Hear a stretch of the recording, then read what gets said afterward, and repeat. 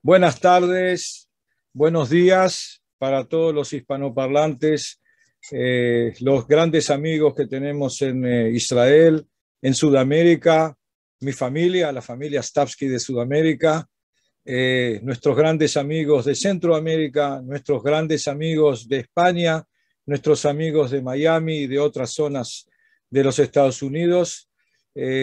Hoy muchísimas gracias a todos los que propiciaron este encuentro. Sean bienvenidos a mi habitación de trabajo aquí a unos kilómetros de Jerusalén, en la tierra de Israel.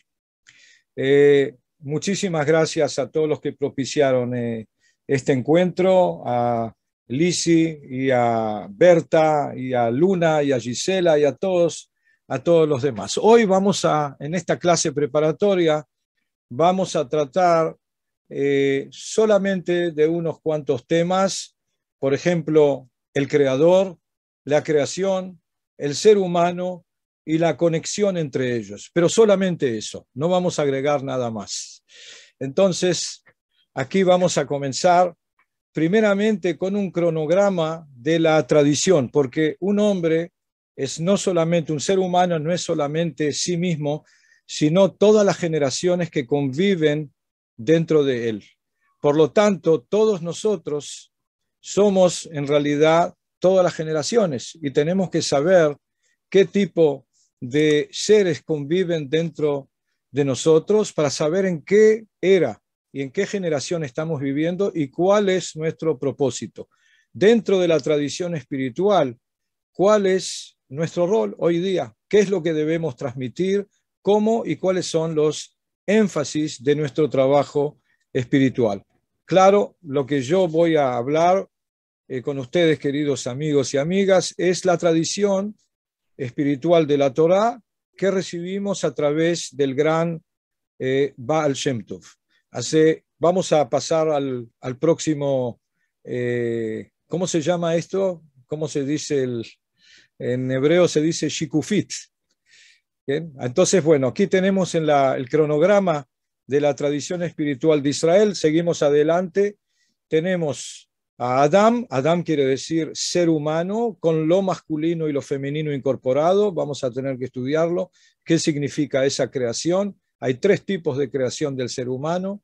Está el integrado, el separado en femenino y masculino, y la reintegración, la refusión que logra la procreación y la proliferación en el mundo. Luego tenemos el tercer hijo, Shet, luego Hanoch, la tradición pasa a través de ellos, Shem, que significa nombre, es el hijo de Noach, de Noé, Eber, su nieto, y hace 5.000 años aparece Abraham, que Abraham es el legado universal del pueblo de Israel, porque él no era judío. Abraham Avinu, también sale Ismael de él, y salen otros pueblos, otros 6 pueblos, 6 etnias que él envía a Oriente.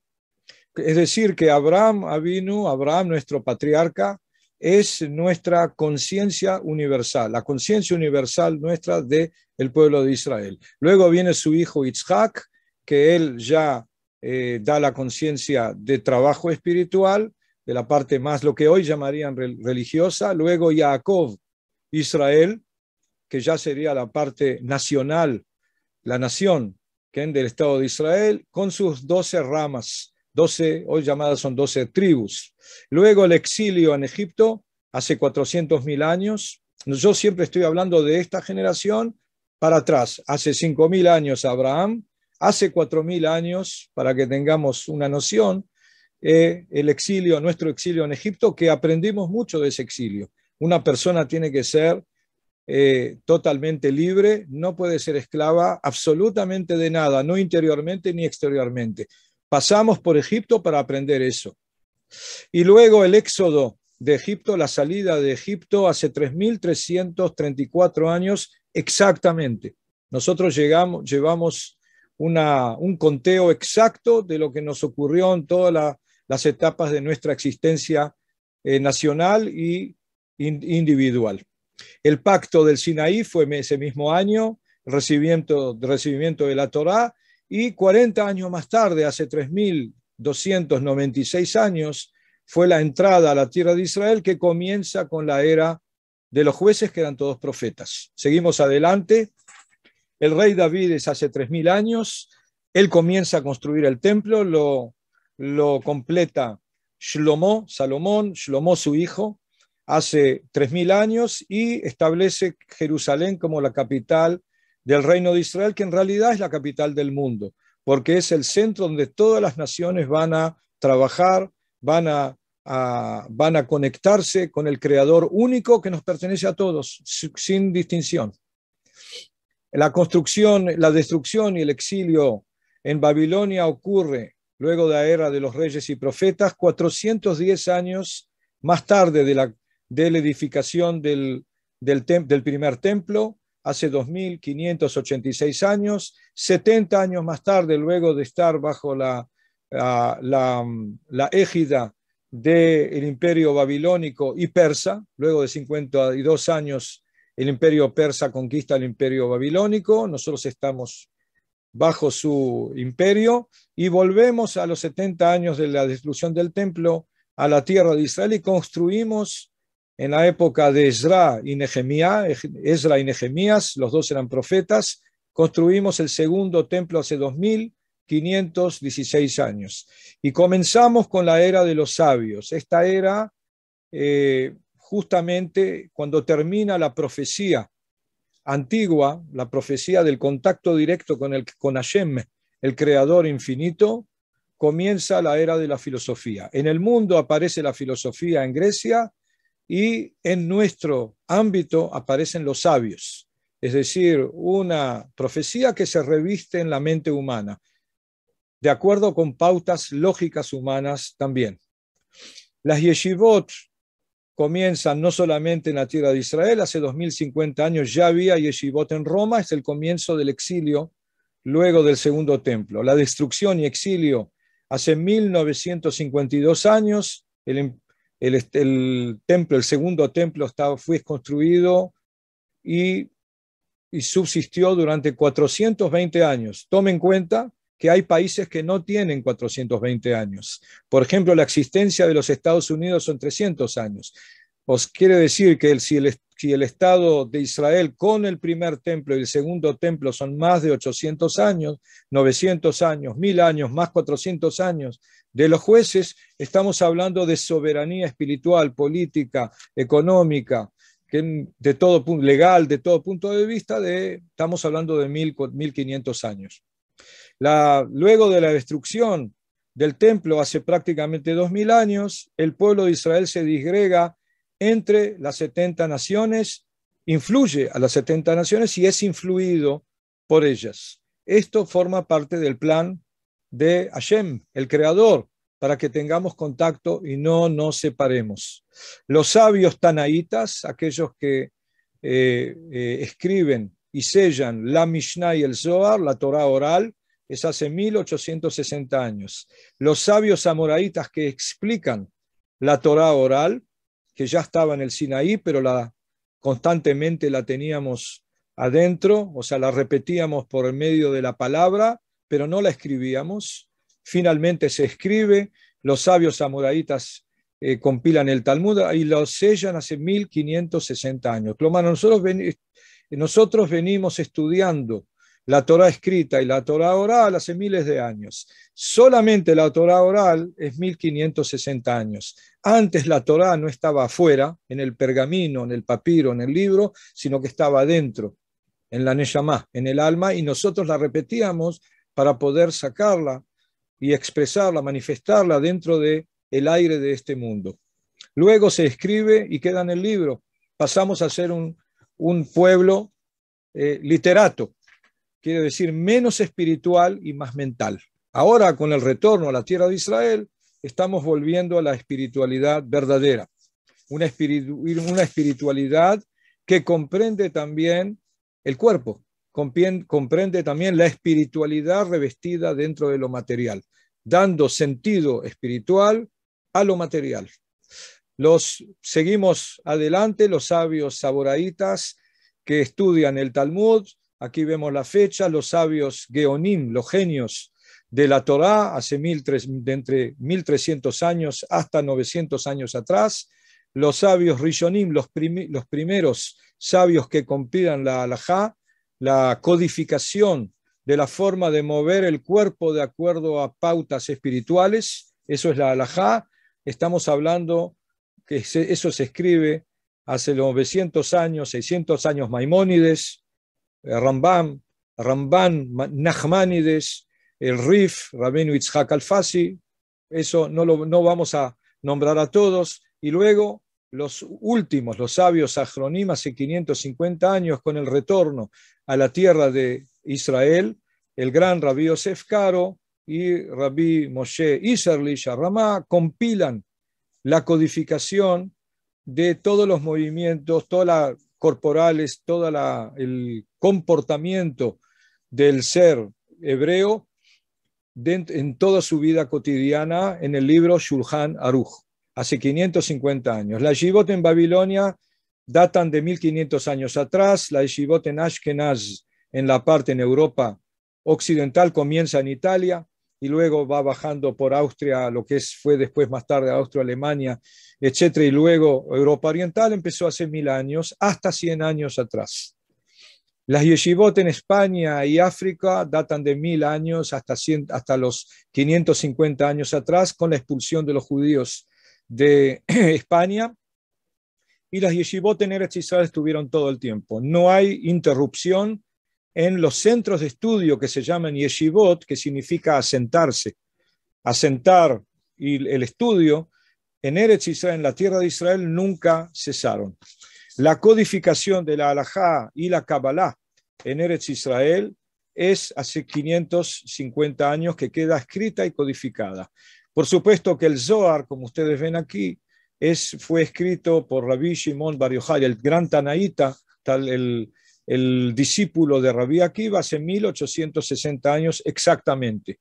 Y estuvo en secreto, se mantuvo en secreto a través de la transmisión oral de los sabios a sus discípulos durante más de 1000 años. Cuando llega el gran rabino español, Rabbi Moshe ben Nachmanides, a Ramban, él dice, ahora terminaron los 1000 años, ahora hay que manifestarla, hay que escribirla y hay que publicarla, hay que revelarla. Pero la forma con el Ari Kadosh, con Rabbi Yitzhak Luria, la Kabbalah luriana, queda la Kabbalah codificada, hace 550 años. Seguimos adelante.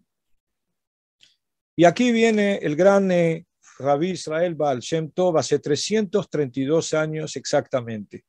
El Baal Shem Tov, lo que él hace en Europa Oriental, en el éxodo, en el exilio más oscuro de la historia, cuando estamos totalmente, ¿cómo se dice?, explotados, y había muchos pogroms, muchos atentados que mataban, por ejemplo, en la época, a los 50 años antes del Baal Shem Tov, prácticamente 1 millón de judíos por medio de los cosacos y el imperio ruso. Llega el Baal Shem Tov y dice, bueno, llegó la hora de recuperar la tradición, no de la diáspora, no una tradición que nos cuida de no dispersarnos y de no olvidar, sino la tradición auténtica, autóctona, de cuando nosotros éramos profetas en la tierra de Israel en la época del templo. Su rabino, su gran maestro fue el profeta Ahía Ashiloni, Ahía de Shiloh, y él fue el que le recupera la tradición antigua. Y él comienza a enviar a sus alumnos a la tierra de Israel hace 300 años. Era muy difícil, había guerra entre el imperio ruso y el imperio otomano. El imperio otomano había conquistado todo el Oriente Medio y la tierra de Israel. Era un peligro venir en esa época a la tierra de Israel, y él estuvo varias veces en camino y no logró llegar, no le dieron el visir de Turquía, no le dio permiso y no pudo llegar. Pero sus alumnos, él envió 4 aliot, 4 dirigencias de cientos de familias a la tierra de Israel. Él desea conectar al pueblo de Israel con la tierra de Israel, la Neshama con el cuerpo, el alma con el cuerpo, para traer, reconquistar la antigua tradición y empezar a iluminar al mundo. El retorno a la tierra de Israel hace 250 años lleva a la reconstrucción espiritual y física, a al retorno de la lengua y también la agricultura hace 150 años, y hace 73 años exactamente es la reconstrucción del Estado Nacional de Israel como organismo del pueblo de Israel en la tierra de Israel. En este momento ya comienza otra era, la era de no solamente una reconstrucción hacia adentro, sino también hacia afuera. El mundo es un mundo convulsionado, el mundo occidental no logra eliminar las guerras, incluso después de la Segunda Guerra Mundial siguen las guerras, sigue el odio, siguen los enfrentamientos, el hombre está muy desorientado. El pueblo de Israel tiene un mensaje, el pueblo de Israel tiene un programa. Y aquí vemos adelante cuál es el próximo de aquí en adelante, de hace 73 años en adelante, que es lo que el Baal Shem Tov cronometra como programa universal. El retorno de los jueces de la Torá, el retorno de la justicia de Hashem, la justicia divina, y no una justicia subjetiva que cada uno tiene su agenda y odia al que tiene otra agenda, sino que hay una justicia que es objetiva y que nadie es más que nadie dentro de esa ley universal. El retorno de las 10 ramas de Israel que ya empezaron a retornar, la rama de Dan ya ha vuelto de Etiopía y otras ramas que comienzan a venir, el retorno de la profecía que está comenzando a venir, la reconstrucción del tercer templo que dentro de poco va a ser reconstruido con aceptación de todas las naciones. Hoy día todavía no, pero estamos muy cerca. Ese tercer templo es universal, es para todos, es el lugar de encuentro de todas las religiones, de todos los credos, de todos los seres humanos sin distinción. Por supuesto que el pueblo de Israel tiene lo regenta, lo activa, pero significa que es para todos. Todos llegan y todos tienen el lugar de conexión general, todas las 70 naciones. Y el retorno de la revelación del Creador como Rey a toda su creación y a todas las criaturas, a todos los seres humanos. Quiero decir que si hay un solo Rey, y no soy yo, y no eres tú, sino que es el Creador, se terminan las guerras. ¿Por qué vamos a luchar? Pues generalmente la gente lucha por reinar por sobre otros, por conquistar a otros. ¿Para qué vamos a conquistar si nosotros no somos el rey? Nosotros somos los súbditos. Vamos a adelantarnos, eso es solamente un programa, un cronometraje general, y aquí vamos a hablar sobre Rabí Israel Baal Shem Tov y su tradición espiritual. Seguimos adelante.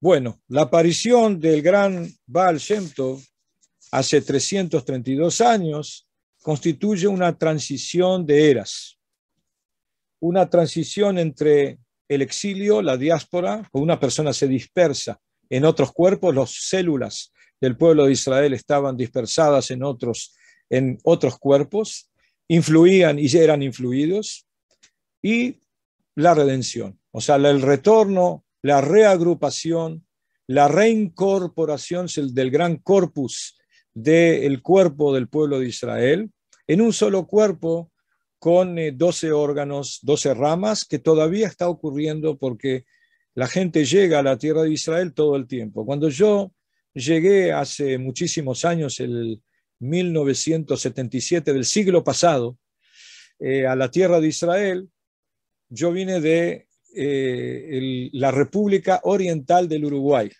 Sean los orientales tan ilustrados como valientes, y se ilustraron y se pintaron todos. En esa época en Uruguay había 3.600.000 personas. En Israel habían 2,5 millones. Hoy día, unos cuantos años después, en Israel hay cerca de 10 millones de personas. Hay más, porque hay también no judíos en Israel, hay también árabes, hay cristianos, hay otros credos. Estamos prácticamente en 12 millones. Y en Uruguay hoy día hay 3.450.000 personas. Quiere decir que algo está cambiando, hay un proceso de reincorporación, de reintegración. Quiere decir que el Baal Shem Tov, cuando comienza a enviar de centenas de familias a la tierra de Israel, es la transición entre el exilio, la dispersión, la diáspora y la redención.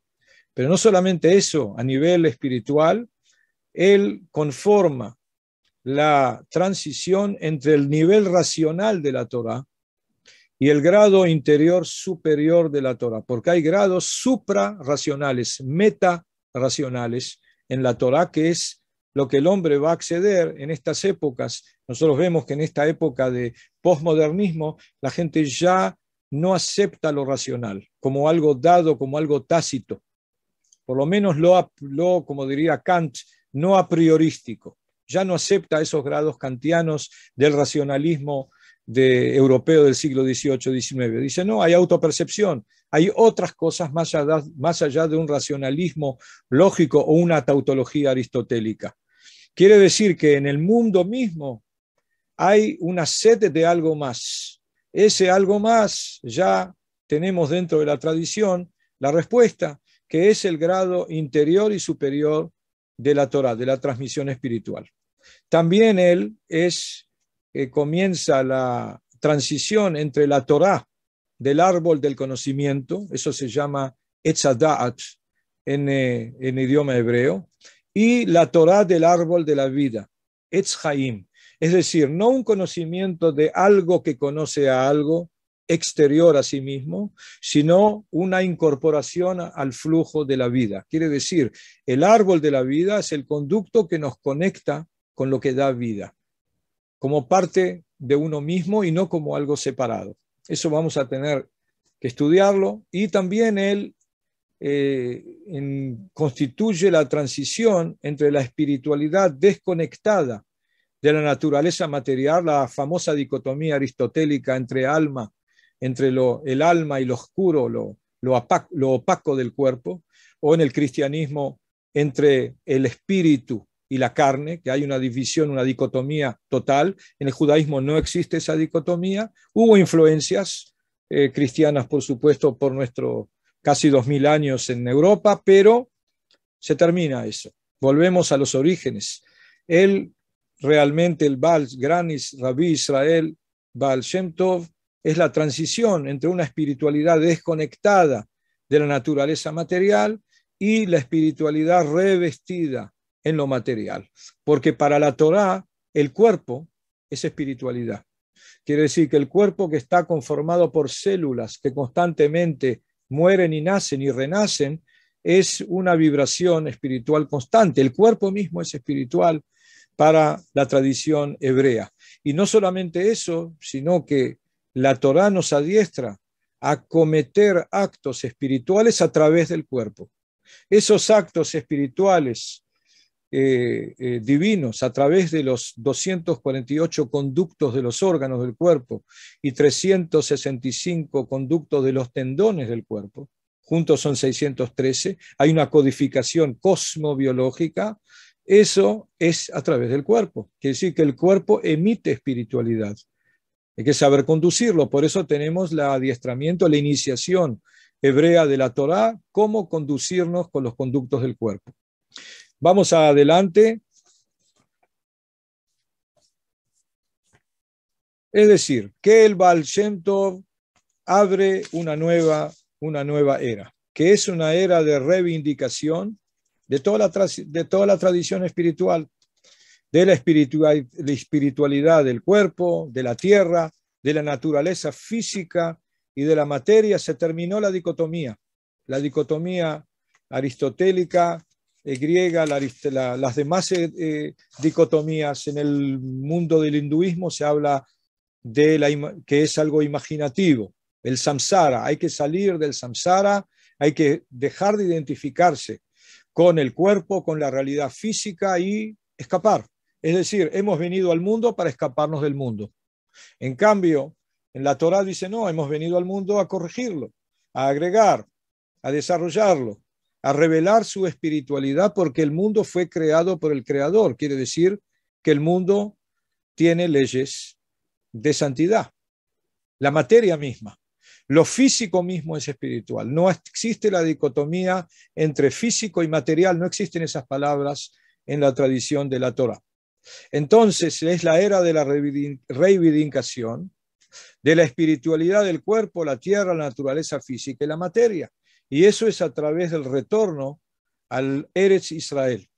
Eretz Israel, la tierra de Israel, se llama, está escrito en la Torá, como Eretz HaKodesh, que quiere decir eso, Lekadesh et Arziut. Vamos a traducirlo al español, todas las traducciones son traiciones, traductor y traditor, y dicen los italianos, quiere decir que venimos al mundo, a la tierra material, a santificarlo, a demostrar, a manifestar su espiritualidad. No solamente eso, sino el retorno de la profecía y la apertura de la redención espiritual dentro del mundo material. Es decir, todo lo que todas las generaciones de todos los seres humanos de buena voluntad, de todos los pueblos han querido traer una redención al mundo material, llegó la hora de tomarlo en serio eso. El marxismo siempre quiso hacer una redención, es un movimiento prácticamente mesiánico, a través de una nivelación de todas las clases sociales. En el judaísmo no existen las clases sociales, no tenemos ese problema, no tenemos una revolución permanente, no hay que matar a nadie, no hay que eliminar a nada ni nadie, no hay que destruir para construir. La tradición nuestra dice que no se destruye nada. Nada se destruye, todo se transforma. Antes de Lavoisier, ya la Torá lo decía, de que lo llama eso Poshet Tzura Velovesh Tzura, todo la energía del mundo, lo que se reviste en lo material y lo que no, en realidad se desnuda de una forma y se reviste de otra forma. Quiere decir eso, de que la revolución de la Torá es una revolución por agregado y construcción y no por destrucción. No hay que eliminar nada, no hay que matar a nadie. No solo eso, todos los seres humanos tienen espiritualidad. No hay nadie que queda fuera del reino de los cielos. No existe eso, no existe una casta como en el hinduismo, la primera casta de las 5, que es la superior y que ya tienen el reino y los demás. No existe eso en el judaísmo. Las razas no existen en la Torá. Tenemos judíos de todos los colores a través de una iniciación que se llama Geirut, en lo que lo llaman hoy día mal llamado conversión. Es una iniciación. No existe las castas, no existen las capas sociales en el judaísmo. Entonces, cuando llega el gran Baal Shem Tov, dice, llegó la hora de tomar las leyes objetivas espirituales y aplicarlas en el mundo material. Seguimos adelante. Acá tenemos que aprender 3 conceptos fundamentales. En la creación, que el creador crea y sigue creando, o sea, la creación es una manifestación constante, nos está emitiendo ahora, o sea, tenemos una ley biológica que nuestras células mueren y renacen constantemente, quiere decir que estamos siendo emitidos en este momento. La creación es una creación constante, pero a través de 3 conductos: el espacio, el tiempo y el hombre. Eso se llama en hebreo Olam, Shana, Nefesh. Eso está escrito ya en el primer libro hebreo que se llama el Sefer HaYetzirah, el libro de la formación, que fue recopilado por nuestro patriarca Abraham y su familia y sellado en la época de Abraham. Por supuesto que venía eso de su maestro Shem y Eber, en los 2 maestros de Abraham, que también aprendió con Noah, con Noé. Y Noé lo aprendió de Hanoch, Enoch lo llaman en español, o Enoch, y que lo recibió de Shet y que recibió del primer hombre. Esa tradición es compilada, que es la tradición de cómo está creado el mundo, el hombre, la creación, el ser humano, y cuál es la conexión entre todos estos estratos. Eso se llama el libro de la formación, Sefer Yetzirah. Yo creo que hay traducciones, el gran rabino Rabbi Aryeh Kaplan tradujo en forma excelente al inglés y creo que lo han traducido también al español. Es el libro más antiguo que tenemos, más prácticamente 5.000 años. Allí dice que hay 13 conductos a través de ellos se manifiesta la creación. A través del espacio, Olam, el tiempo, Shana, y el ánima, Nefesh. Es decir, todo lo que se manifiesta en este mundo, en todos los mundos, los espirituales y los físicos, se manifiesta en un espacio determinado y no en otro. Es decir, la Torá fue entregada en el Sinaí y no en otro lado. En un tiempo determinado, hace 3.334 años, y no un día antes o un día después, el 6 del mes de Sivan, y a través de Moshe Rabbeinu y el pueblo de Israel, y no a través de otros. Es decir, que todo lo que se manifiesta en un sitio, espacio determinado, en un tiempo determinado, que es el ritmo de la vida. Lo que se manifiesta a través del espacio en el momento indicado se llama Shana, tiempo, y a través de los seres humanos que están preparados para ello. Vamos a seguir adelante para especificarlo un poco mejor. Aquí tenemos estos 3 estratos: Olam, Shana, Nefesh, espacio, el tiempo y el ánima, y estamos hablando de 3 conductos que manifiestan los mundos, las almas y la energía, porque la energía entra dentro del mundo, dentro del espacio, dentro del mundo físico, de acuerdo a un ritmo determinado. Ese ritmo se denomina, de la entrada de la energía, se llama tiempo. Vamos a seguir adelante a ver si lo especificamos un poco más.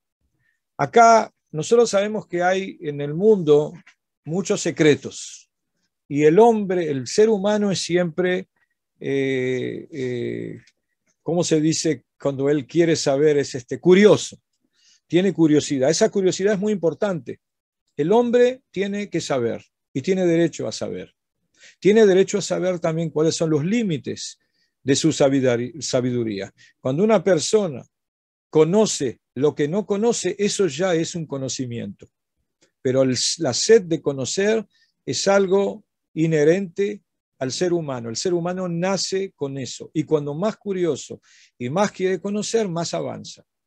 Por eso toda nuestra literatura oral, el Talmud, la Mishnah, siempre son preguntas y respuestas.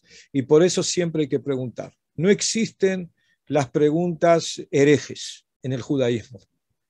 Todas las preguntas son válidas. Lo que sí existe es gente que no sabe contestar y a veces se enojan. Pero las preguntas son todas buenas porque la pregunta es un recipiente, es una vasija. Y la luz que entra dentro de esa vasija es la respuesta. Entonces tenemos secretos de los mundos, de la creación, tenemos los secretos del tiempo y tenemos los secretos de las Neshamot, de las almas. Por supuesto, los secretos de las almas es lo más interior y lo más profundo. Los secretos de la creación son más fáciles. A nivel arquitectónico, el creador creó lo que se llama el sistema de los mundos como un edificio, como un edificio desplegable que se va desplegando hasta llegar a la materia, de lo espiritual a lo material.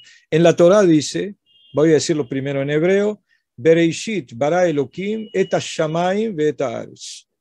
En un principio, no es el único, porque la Torá comienza con la letra Bet, 2, quiere decir que hay más que un principio. En un principio, de tantos, crea el creador, bara Elohim, et hashamayim, los cielos, los mundos celestiales y espirituales, que son 4, ve'et haaretz, y la tierra, y los mundos terrenales materiales, que también son 4. Y lo vamos a ver ahora. ¿Cuáles son esos olamot, los mundos? Aquí vemos que hay en realidad un círculo, 5 círculos concéntricos. En el centro, a ver si estamos, si no nos pasamos uno, Lisi, nos pasamos un... No, estamos en orden, pero podemos volver para atrás. el 14. No, quisiera ir uno para adelante y luego vamos uno para atrás. Sí, bueno. Luego ahora vamos a explicarlo, lo explicamos de dos maneras. Primeramente, el edificio del mundo. Quiere decir lo que se llama el esqueleto del mundo, que es la parte exterior. Es no es el contenido, sino que estamos hablando del recipiente de los mundos. El contenido son las almas, las Neshamot, los reinos, el reino mineral, el reino vegetal, el reino animal, el reino angelical, el reino humano. Eso es lo que entra, es la energía que entra dentro de esos mundos. Pero el mundo es como un edificio y hay varias capas. Entonces tenemos primeramente la fuente de los mundos que nosotros denominamos, de acuerdo a nuestra tradición, Ein Sof. Eso significa, en una traducción y bastante floja, porque todas las traducciones son malas, infinito, abarcador e integrador. Ein Sof. Quiere decir que el creador Hashem, Ein Sof Baruj Hu, que Él es infinito, no tenemos cómo abarcarlo, no tenemos cómo ponerlo límites, es ilimitado. Él ya piensa y crea en su pensamiento, en su programa, lo que luego se va a desplegar de sí mismo como varios niveles, varias dimensiones que se llaman mundos, olamot. Y de ahí comienza primeramente un mundo que persiste, que incluso persiste dentro del ser humano, el mundo que se llama Atzilut, es el mundo de la emanación, es el mundo de la unidad superior. En esta dimensión, en este mundo, no hay diferencia entre la luz o energía del Creador y la luz y la energía de las almas, de las Neshamot. Es todo uno, es una sola emulsión, es una sola vibración de luz infinita, sin distinciones. Es lo que todo el mundo quiere llegar. Cuando una persona se imagina el mundo venidero, el Gan del Edén, un estado de armonía superior, en realidad está imaginando esto. Está imaginando un estado en el cual no hay diferenciación entre las almas. El alma está formada por luz, por energía del Creador, pero es como una emulsión que no sin límite, que no para. Por lo tanto, hay un placer infinito y no hay diferenciación entre las almas o no hay diferenciación de mundos en ese estado. Está todo integrado al infinito creador, a Ein Sof Baruj Hu. Pero luego nosotros necesitábamos, para poder tener un mayor placer, necesitamos una diferenciación y una singularidad, y por eso se crean las almas particulares. Eso es cuando desciende esa luz infinita al estado a la dimensión del mundo Olama Briah, el mundo de la creación. Y ese es el mundo de las Neshamot, el mundo de las almas. Aquí las almas todavía no tienen sexo, están unidas, es una sola alma, pero hay muchas almas y hay distintos campos de almas, que cada uno tiene su rol, va a tener su rol preponderante cuando llegue al mundo físico. Quiere decir que cada uno de nosotros es un alma y tiene un rol. Ya no está integrado, puede reintegrarse, tiene su libre albedrío para reintegrarse a la unidad superior, pero luego de cometer con su rol, de manifestar lo que ha venido a hacer al mundo. Entonces aquí hay una diferenciación de almas y son todas distintas, no hay igualdad. No existe aquí la igualdad. No hay un alma que sea igual a la otra, porque todas tienen un rol diferente. Un cuerpo tiene muchos órganos, cada órgano tiene muchas células. Todas las células tienen un cometido biológico no igual a la célula de al lado, a su vecina. Cada célula tiene un cometido, si no, no se necesitaría. Es decir, todos somos absolutamente distintos y con total intención. Estamos hablando, para llegar a una igualdad hay que llegar a una conexión y no hacer tabula rasa, que todos sean parecidos, porque ahí eliminamos el rol cosmobiológico de todos los seres. Cada uno tiene su rol. Entonces aquí hay una singularización de las Neshamot, de las almas de cuando descienden del mundo del Ein Sof a Atzilut y de Atzilut a Briah, al mundo de la creación. Luego pasamos por el mundo de la conformación, de las formas. Olama Yetzirah, ya descendemos y no estamos llegando cerca del mundo físico, pero todavía no. Y ese es el mundo de los malajim, el mundo de los ángeles. Los ángeles son como vectores energéticos que hacen su trabajo y se desintegran. Es decir, nosotros no trabajamos con ángeles. La neshama del ser humano es superior a la de los ángeles. En el judaísmo no tratamos con ángeles, sino que emitimos ángeles. Cada acción, cada mitzvah, cada acción de fusión espiritual emite una energía, un vector energético que se llama malach, ángel, que significa, viene de melajá, viene de acción, de una acción en el mundo físico hacia el espiritual. Quiere decir que en el Olama Yetzirah, en el mundo de la conformación, el alma toma dos formas, una forma hacia afuera y una forma hacia adentro. La forma hacia afuera se llama masculino y la forma hacia afuera se llama femenino.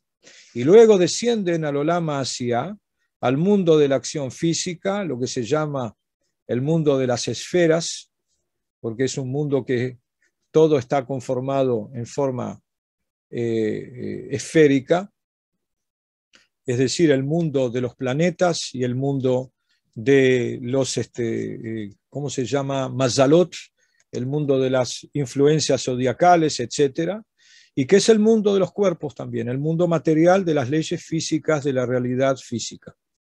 Y aquí sí, la parte masculina se reviste de un cuerpo masculino que tiene protuberancia hacia afuera porque tiene que manifestar, y la parte femenina de esa neshama se reviste en un cuerpo femenino con la parte, ¿cómo se dice? Nekeiva, nekev, que tiene orificio, que tiene recepción, receptibilidad. La fusión entre ambos logra conformar al hombre completo que tiene posibilidad de atraer desde el Ein Sof creador nuevas almas a través de su fusión y puede procrear el mundo. Pero acá hemos, en esta, ¿cómo se dice? Tabla, ¿cómo se llama esto cuando se hace una especie de, en hebreo se dice tabla, es en arameo. ¿Cómo se dice en español? Mierda, una tabla, un cuadro. ¿Tabla?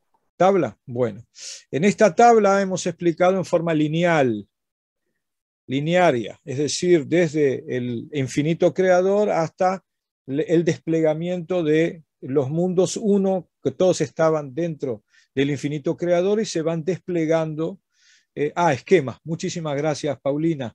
En este esquema vemos cómo se desplegan los mundos de arriba hacia abajo, desde el infinito creador hasta la manifestación de la creación. Pero vamos a ir un esquema, el esquema anterior, Lisi, en el cual vemos que aquí hay como 5 círculos concéntricos, en el cual el infinito creador en Sof es el que está adentro. ¿Por qué? Porque el gran cabalista Rabbi Moshe Cordovero, Rabbi Moshe de Córdoba, a pesar de que él nació en Tzfat, en el Galil de Israel, hace 650 años, pero él, su familia venía de Córdoba. Él hace este esquema, él mismo dibujo de su puño y letra en su libro Pardes Rimonim, este esquema. ¿Por qué? Porque él se está refiriendo a un estado constante. No, la creación no es algo que ya ocurrió. La creación es algo que está ocurriendo ahora.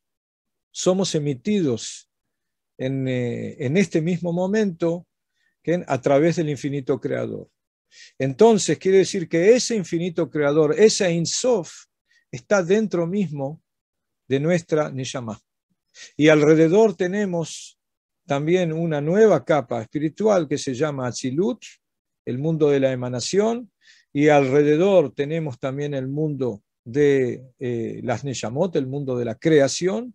Por eso tenemos propiedades para poder también crear. Luego alrededor tenemos también el mundo de la conformación. Nosotros tenemos la propiedad de dar forma a las cosas.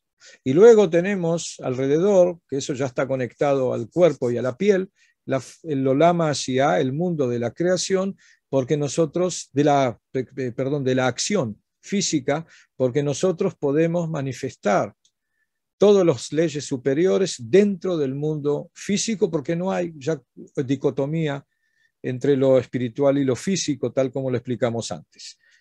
Vamos a ver más adelante, esto habría que explayarse más, pero nosotros hoy estamos dando una clase preparatoria. Entonces vamos de lo general a lo particular. Hoy estamos hablando de las cosas generales. Los secretos del tiempo, Shana.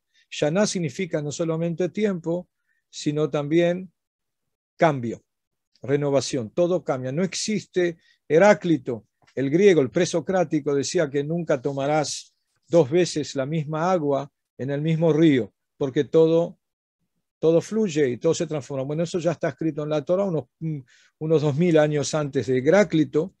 Heráclito el oscuro lo llamaban, de oscuro no tenía nada, porque era muy claro, era muy clarito. Pero en la Torah está escrito antes de que en realidad la creación es un estado constante. Bria Matmedet se llama eso en hebreo. Quiere decir que el creador nos está creando ahora, nos está emitiendo nuestra energía espiritual, física, corporal, etcétera, psíquica, en este mismo momento. ¿Cómo recibirlo? ¿Cómo recepcionarlo? Ahí está el libre albedrío. Pero nosotros somos creados ahora.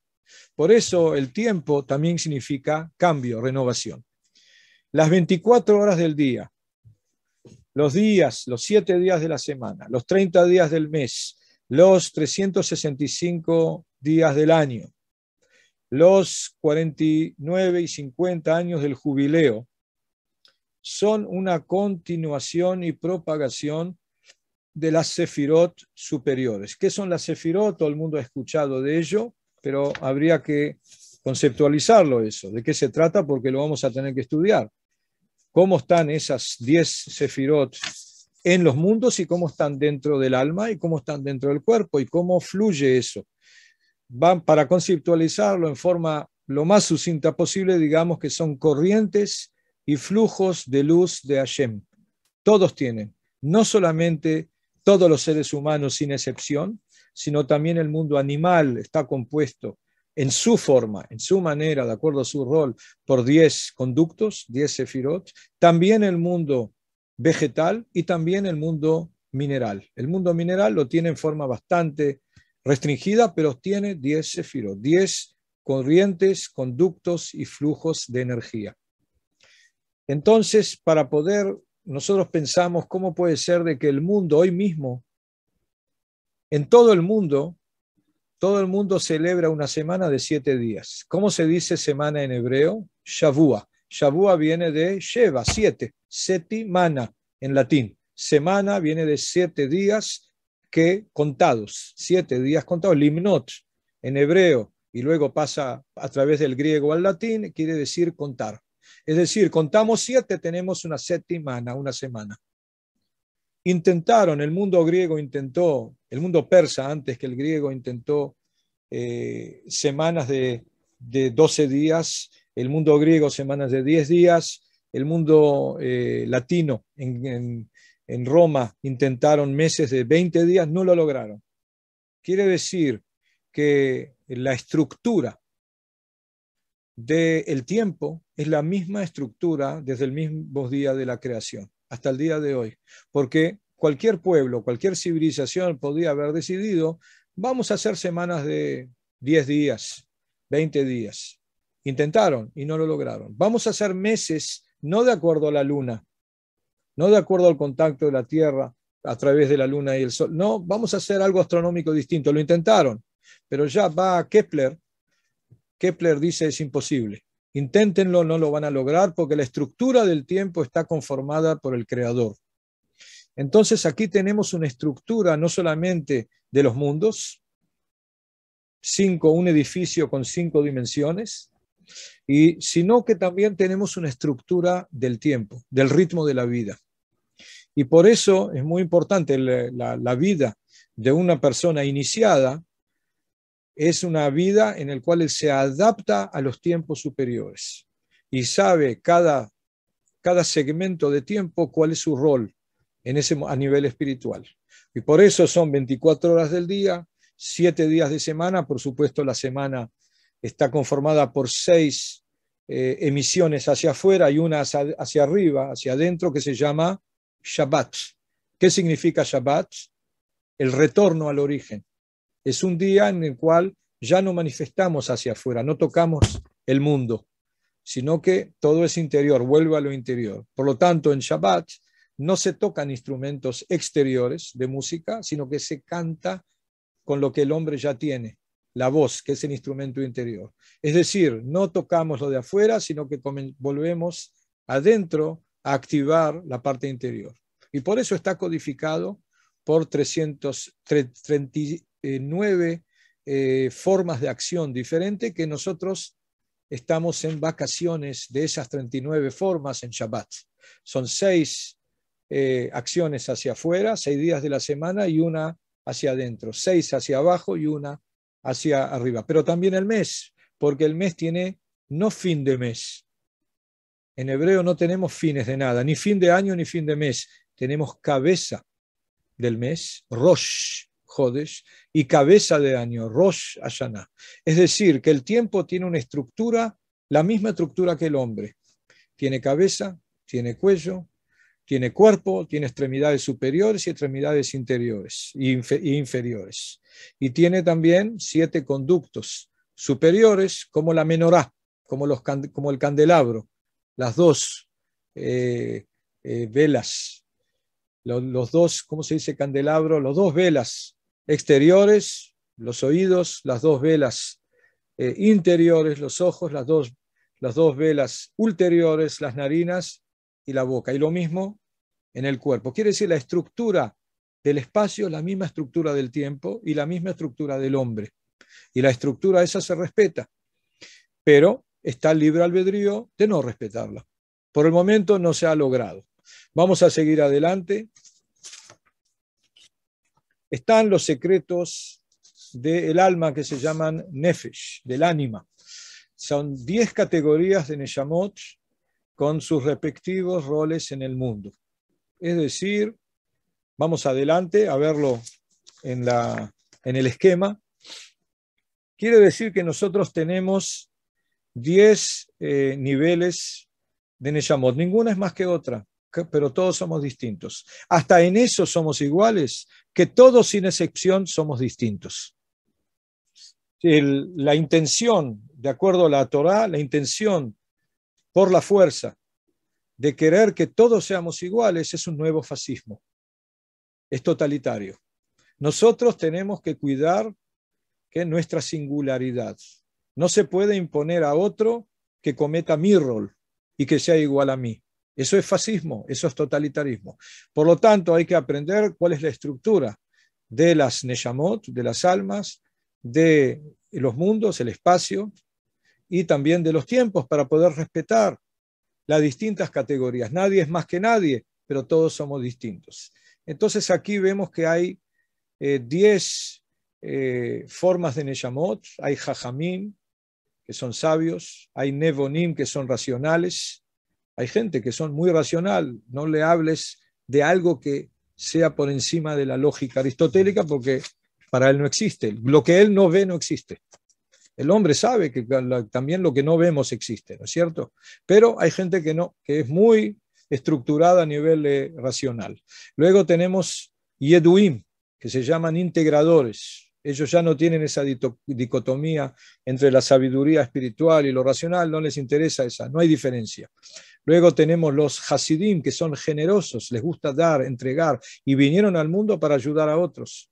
Los Giborim, que son valientes, que pueden, es como se dice, Leit Gaber, pueden superar, son superadores. Cada vez que hay algo que les cuesta, ahí ellos manifiestan su potencialidad. Tenemos los Yesharim rectos, gente que son muy, muy recta y que cuidan esa pureza, esa depuración y ayudan a la demás gente en ese sentido.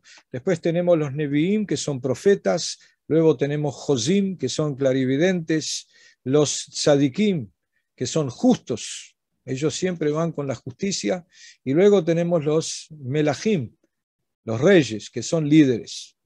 Por ejemplo, hay gente que en cada empresa, en cada compañía, tenemos la gente que son los empresarios, gente de empresa, que ellos llevan una idea a, a, a realizarse.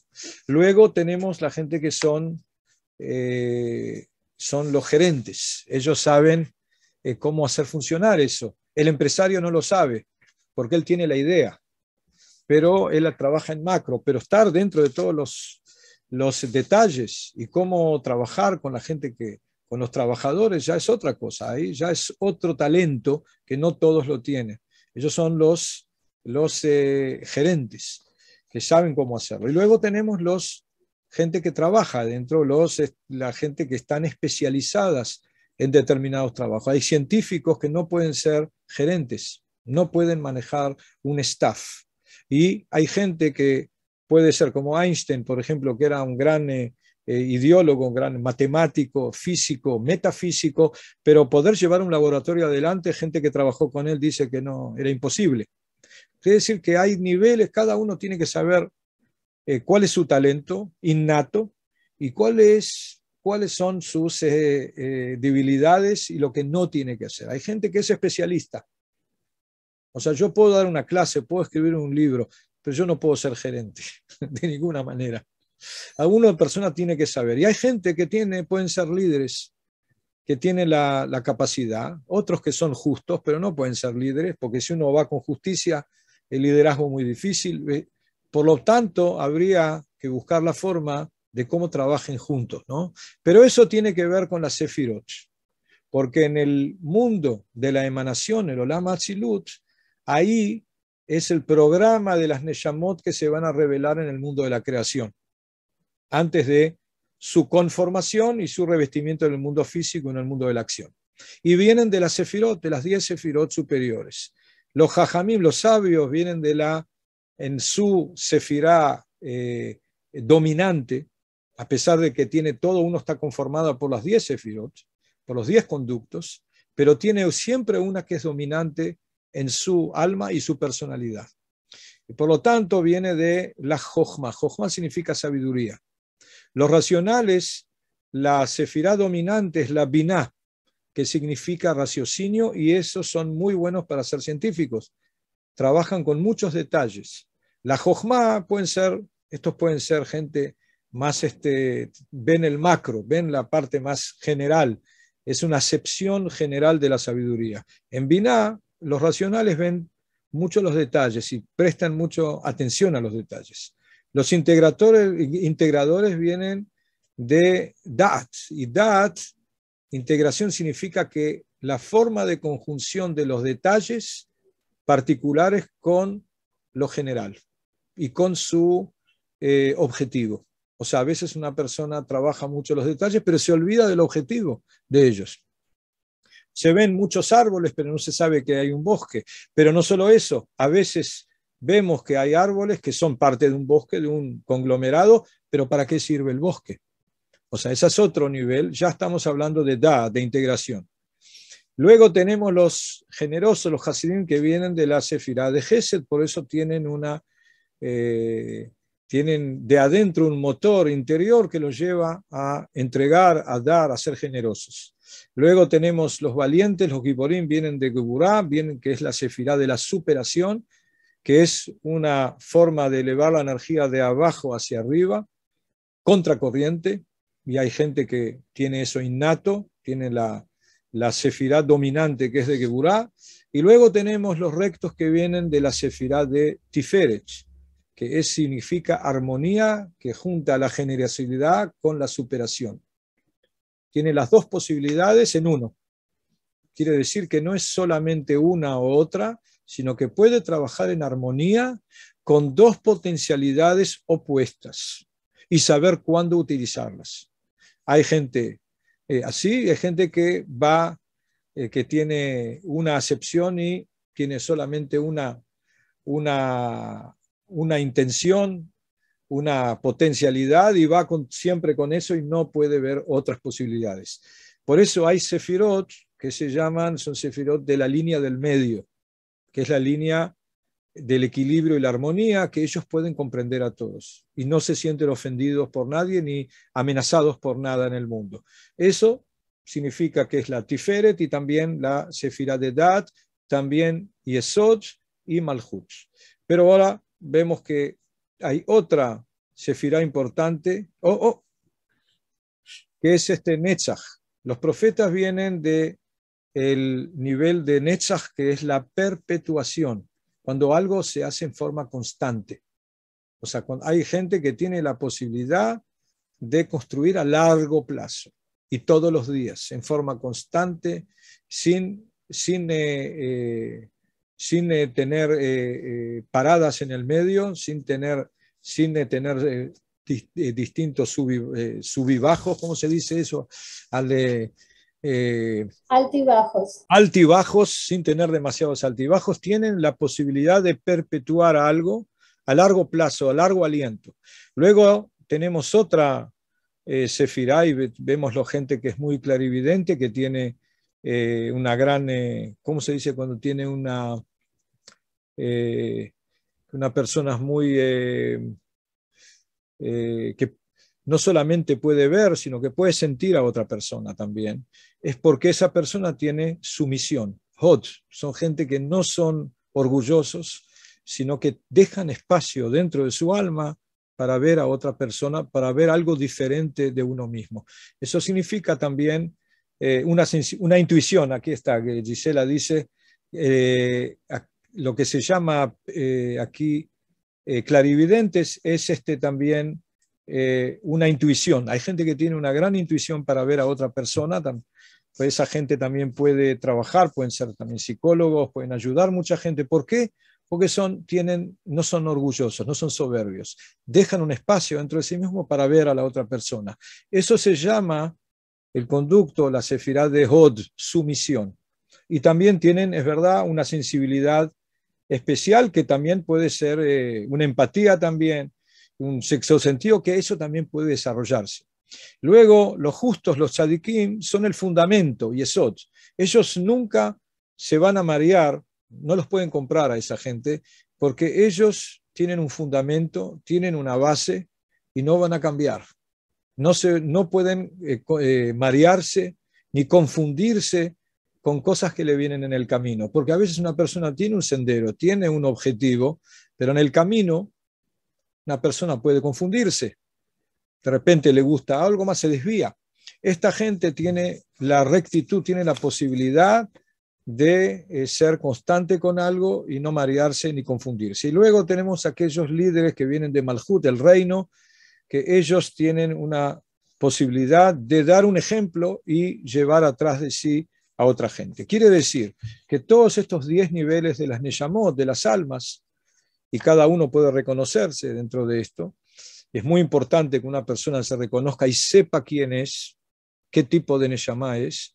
Eso viene de su origen, de la estructura superior de todas las almas, y que ahí él viene con una sefirá que es la dominante dentro de su Neyamá, y de ahí viene su rol protagónico en su familia y en el mundo. Vamos un poco más adelante. Hay secretos de la Torá, se llama Pardes a Torá, el prado de la Torá. Son 4 niveles del Pardes de la Torá. Vamos a ver adelante.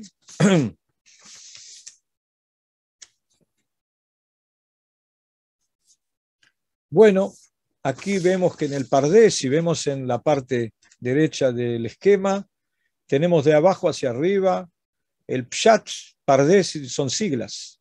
Pshat, Remes, Drush, o Drash y Sod. ¿Qué significa eso? Si vamos a hablar del estudio de la Torá, de los 4 niveles del estudio de la Torá, el Pshat es el sentido literal, es la halajá. El Remes es el estudio analítico de la Torá, que es el Talmud. El Drash, la exégesis, Drash, lidrosh, exige. Te exige a ti mismo estudiar y preguntar y meterte y conectar cosas. Quiere decir que el estudio es un estudio activo, no pasivo, que uno recibe lo que se llama información espiritual, sino que uno está dentro, uno es parte de del estudio mismo, es parte de la conformación de una presencia espiritual de la Torá, porque la Torá no es solamente literatura, es algo que emite presencia dentro del hombre, emite una energía que viene de lo superior a través de la Torá al hombre mismo. Quiere decir que el Drash, que estamos hablando de los Midrashim, es una exégesis, la parte de exégesis de la Torá que nos exige a nosotros mismos. El Sod significa la Kabbalah, que significa el estudio de las causas, porque si yo le cuento un Sod, un secreto, a otro, para él ya no es secreto. Para la persona que está lejos y no me escuchó, es un secreto. Quiere decir, Sod no es secreto. Sod es el estudio de las causas superiores. En el estudio de la Torá, generalmente, durante los últimos años de la diáspora, el estudio principal ha sido el analítico. Es la influencia de la filosofía occidental en el mundo rabínico. Pero ahora que hemos vuelto a la tierra de Israel, hemos vuelto a los 4 niveles del estudio. ¿Por qué? Porque estos 4 niveles del estudio de la Torá están conectados a las 4 dimensiones, los 4 mundos que estudiamos, y también a los 4 niveles de la Neshama, del alma. De aquí en adelante vamos a utilizar los conceptos originarios, no llamamos más alma, sino llamamos Neshama. Entonces, el Pshat, el sentido literal que lo estudiamos en la Halajá, significa la Torá que se manifiesta en el mundo de Asía, en el mundo de la acción física, e influye a qué parte del hombre, de la Neshama, al Nefesh. El Nefesh es el alma animal. Nosotros comemos, tomamos, dormimos, nos procreamos. El Creador nos creó con todo lo que había preexistido antes del hombre y nos crea con todas las formas de la creación. Nosotros tenemos dentro de nosotros un mundo animal, tenemos un mundo mineral, el esqueleto óseo, tenemos un mundo vegetal, toda nuestra respiración es vegetal, las células, tenemos un mundo animal en el cuerpo mismo. En la carne tenemos un mundo angelical también y tenemos un mundo humano, todos. Pero también en la parte emocional, también dentro de nuestro nefesh, de nuestra parte psíquica. O sea, hay una parte nuestra que no quiere moverse, que quiere ser totalmente estática. Ese es el mundo mineral de nuestra estructura psíquica. Luego tenemos también una parte que quiere superarse, pero solamente materialmente porque está conectada a la tierra. Ese es nuestro mundo vegetal de la estructura psíquica. Luego tenemos un estado animal que no quiere ataduras, no quiere nada, está desconectado de la tierra, es el mundo animal nuestro. El mundo animal que quiere manifestar, y es una etapa importante de la vida, quiere manifestar toda su potencialidad animal física sin ataduras. Y luego tenemos la parte humana, que es la que puede comprender toda esta estructura física y psíquica y de la Neshama, de los mundos interiores del hombre, minerales, vegetales, animales, angelicales, etcétera, a una dirección superior, sin eliminar ninguno, sin, ¿cómo se dice? Le daqué en español, me faltan las palabras. Reprimir. Sin reprimir ninguno de ellos, sino dándole su lugar correcto a cada uno de estos mundos inferiores. El Creador crea en la creación todo. Lo último que crea es el hombre, pero lo crea como una conjunción de todo lo anteriormente creado. ¿Para qué? Para que pueda elevarse todo, para que todo pueda ser consagrado. Entonces tenemos, cada vez que una persona estudia el Pshat de la Torá, el sentido literal, la Halajá, que es la Torá del mundo físico, del Olam Asiá, está alimentando con la luz de la Torá, con la energía de la Torá, a su nefesh, a su parte, a su alma animal. Y la está ordenando, la está conduciendo, la está reparando y refinando. Cuando uno estudia el Talmud, está refinando el alma emocional, el Ruach. Ruach es aire en movimiento, para aquí o para allá. Hay que dirigir el Ruach, esa alma emocional. El alma emocional puede ser muy gratificante y puede ser también bastante espesa. Uno puede tener cólera, o sea, hay que tratar de dirigirla. El estudio del Talmud dirige la energía emocional en forma armónica. Cuando uno estudia el Drash, todos los Midrashim, las exégesis, está recibiendo Torah a través del mundo de la creación para la Neshama y está alimentando el alma pensante, la Neshama. Es decir, que está refinando su alma pensante, su Neshama, para que pueda recibir la luz del infinito creador, de Hashem Ein Sof Baruch Hu. Y cuando uno estudia las causas, que eso significa ya la conexión con el Olam Atzilut, con el mundo de la emanación, el mundo de la integración de las Neshamot, allí está recibiendo una voluntad superior, Hayá, que significa también voluntad, Hayut, vivificación, y está alimentando el alma superior. Esto vamos a tener que estudiar, lo estamos mostrando, un esquema que en realidad son varias clases. A ver, vamos a adelantar un poquito más porque vamos a tener que dejar lugar a preguntas. ¿Qué es lo que revela el Baal Shem Tov? Eso ya estaba, pero el Baal Shem Tov revela un quinto nivel. A ver, veamos el quinto nivel que revela el Baal Shem Tov por sobre el Sod, por sobre estos 4 niveles anteriores. Él revela un nivel que se llama Hasidut. Eso es una nueva revelación, es un nuevo revestimiento de la Torá de los profetas en la época del primer templo. Y estamos hablando de un estudio que lleva a la Dvekut, a la integración superior. Es decir, cómo llevar todo esto, que no sea teórico, sino que una integración del hombre como un conjunto completo, no solamente la Neshama, sino también sus movimientos corporales, con el infinito creador, con Hashem Ein Sof Baruch Hu. Y los mundos a nivel de mundo, estamos hablando del origen de los mundos, de la Ein Sof, y a nivel de la Neshama, el primer nivel de los 5 de la Neshama, que se llama Yehidah, y significa alma integrada a la Ein Sof. Quiere decir que esta revelación, este quinto nivel que solamente se pudo relevar a través del Baal Shem Tov, cuando él decide que el pueblo de Israel tiene que retornar a la tierra de Israel y a influir a las naciones en forma armónica y no en forma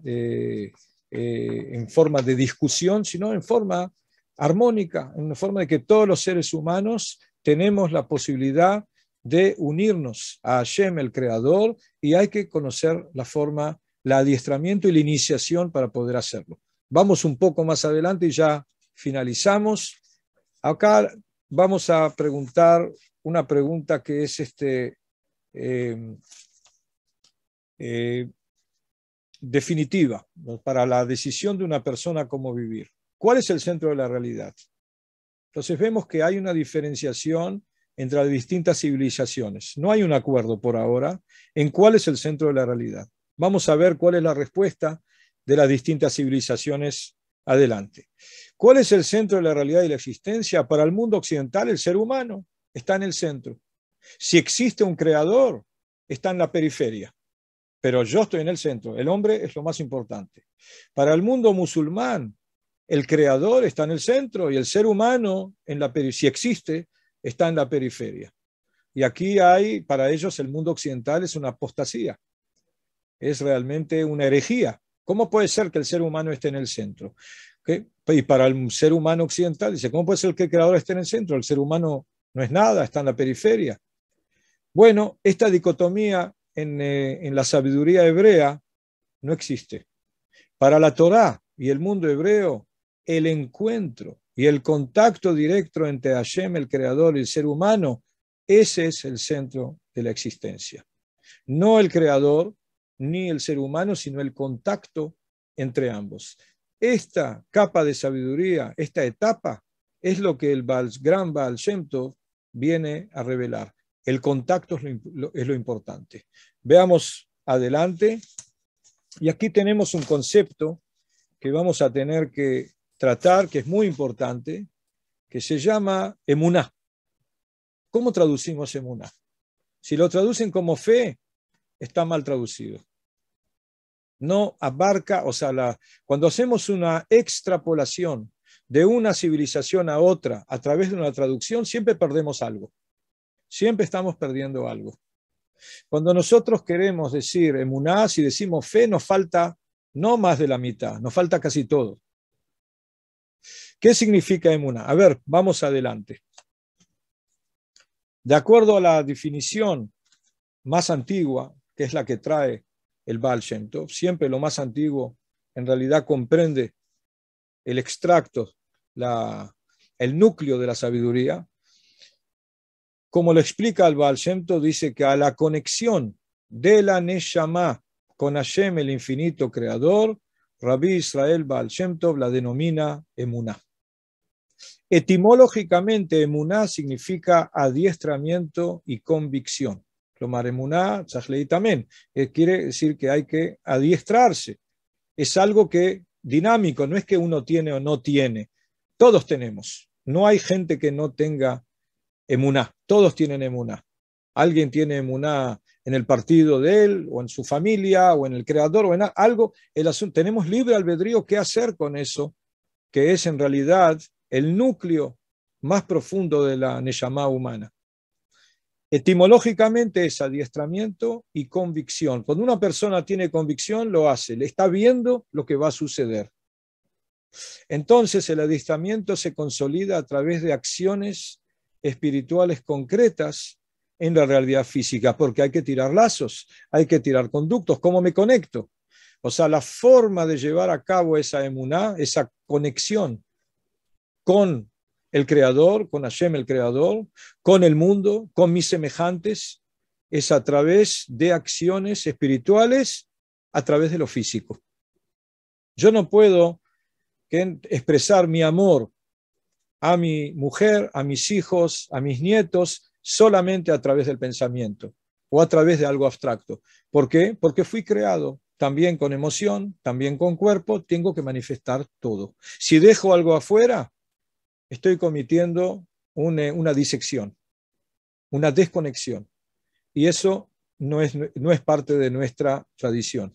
Es decir, hay que utilizar todo lo que fue creado por el Creador, por Hashem el Creador, para conectar hacia adentro, hacia arriba y hacia afuera. Hacia arriba, por decirlo de esta manera, con Hashem el Creador, hacia adentro con uno mismo y hacia afuera con la creación y con nuestros seres primero, lo más importante, la responsabilidad primera a nuestros seres queridos, y cuando una persona tiene más amplitud de corazón, de Neshama, hasta todo el mundo, puede ampliar hasta llegar a todos.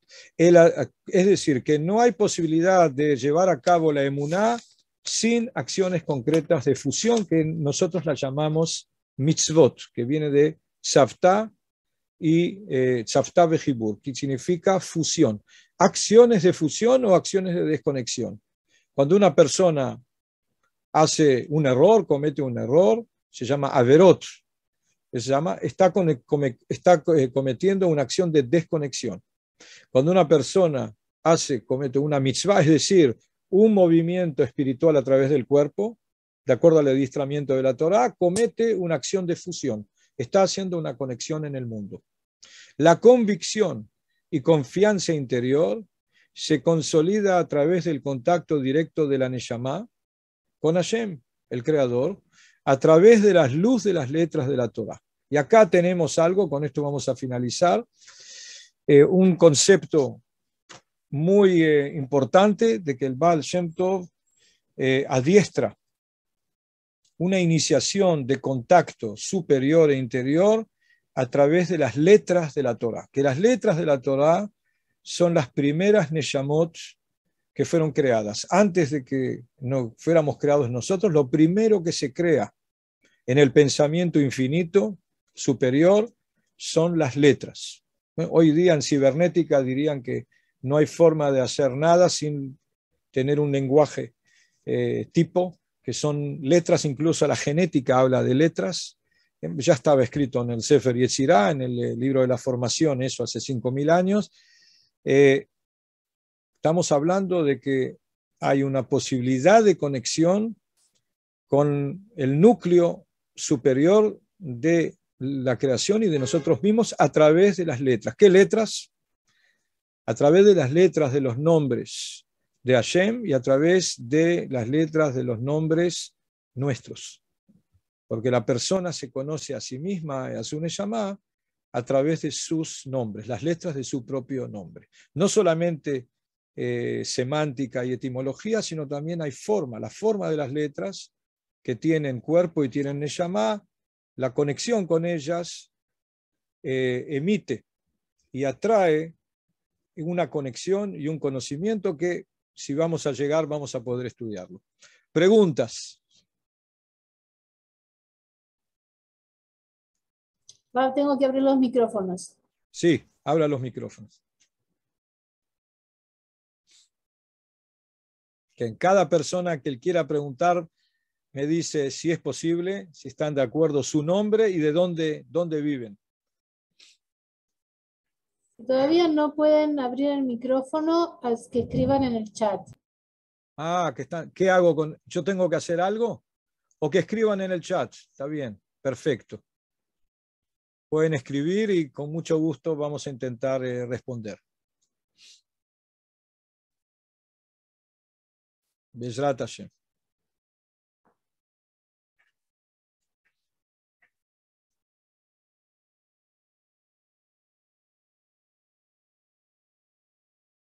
Tenemos un pequeño problema técnico, no puedo abrir los micrófonos. Aquel que quiera preguntar, que lo haga por escrito a través del chat, por favor.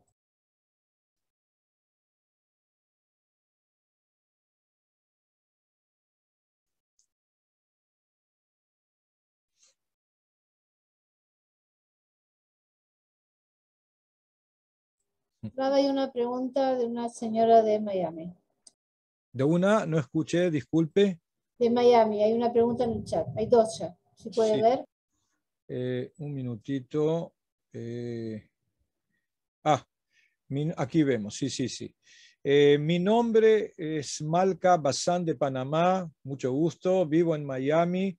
Para la Torá, el centro de la realidad es el encuentro y qué más. El centro de toda realidad es el encuentro entre el ser humano, que comprende dentro de sí mismo todos los demás mundos, el mundo mineral, vegetal, animal y angelical, con el Creador mismo. Como el hombre comprende todos los mundos, cuando él tiene la conexión con el Creador y esa función, en realidad estamos comprendiendo a toda la realidad.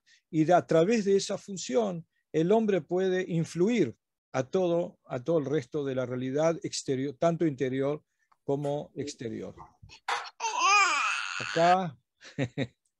Acá pregunta Yael Vigoda, que vamos a recibir material escrito, lo que llevemos el curso, sí. Todo aquel que se anote, se apunte en el curso, va a recibir todo este material con muchísimo gusto. Raf, shalom, muchas gracias. Sí, Luna Keren escribe, ¿a qué se refería el Baal Shem Tov cuando respondió que el Mashiach se revelará cuando sus enseñanzas se expanden por todo el mundo? Es verdad, el Baal Shem Tov tuvo una elevación de su Neshama en un Rosh Hashanah y también en Yom Kippur, ahí se le reveló que iba a haber una época muy difícil. Entre lo otro también el Holocausto se le reveló allí y se le dijo que para poder revelar la etapa mesiánica, es decir, una época mesiánica que no anula nada, no hay lo que se llama apocalipsis. En nuestra tradición no hay apocalipsis, que es muy importante que se sepa eso. En nuestra tradición hay construcción y no hay destrucción. No tiene que destruirse absolutamente nada para que haya una revolución positiva. Entonces dice, ¿cómo puede ser? Pregunta al Baal Shem Tov, cuando se encuentra con el Mesías. Le pregunta al Mesías, es el mismo rey David. y él es descendiente de él. Entonces el Baal Shem Tov le pregunta, ¿cómo vamos a hacerlo para que sea sin guerra, sin derramamiento de sangre? Porque por derramamiento de sangre no se necesita mucho.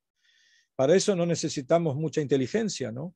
Pero ¿cómo podemos traer una nueva época, una era mesiánica armónica para toda nuestra realidad en este mundo físico sin derramamiento de sangre? Esa es la pregunta del Baal Shem Tov.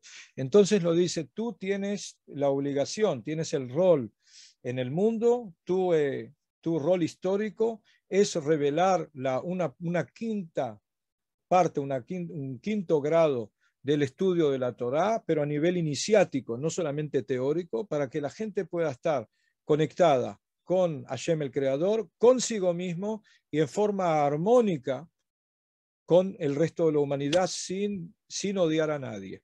O sea, no hay, el Baal Shem Tov es algo bastante atípico, estaba por encima de su generación, en una época de que prácticamente el pueblo de Israel era perseguido, él no era perseguido. Todos los que estaban en su zona lo querían mucho, tenían buena relación con él. Vamos a dar un ejemplo. Por ejemplo, hoy día en Israel estamos amenazados, somos el único país del mundo amenazados por otro país, Irán, por ejemplo. Irán tienen su espiritualidad, son chiitas. O sea, si nosotros tuviéramos una dirigencia más espiritual, podríamos hablar directamente con los iraníes y decirles, ustedes tienen vuestra espiritualidad, nosotros la nuestra, y nosotros no estamos tan distintos, vamos a conversar, vamos a ver qué hacemos juntos. O sea, el Baal Shem Tov hubiera hablado con ellos, para dar un ejemplo muy concreto. O sea, la forma de que el Baal Shem Tov, su rol histórico era enseñar la espiritualidad revestida dentro de lo material, cómo no hay ninguna dicotomía y cómo esa conexión con el Creador es para propagar a toda la humanidad en forma armónica. Aquí tenemos otra pregunta.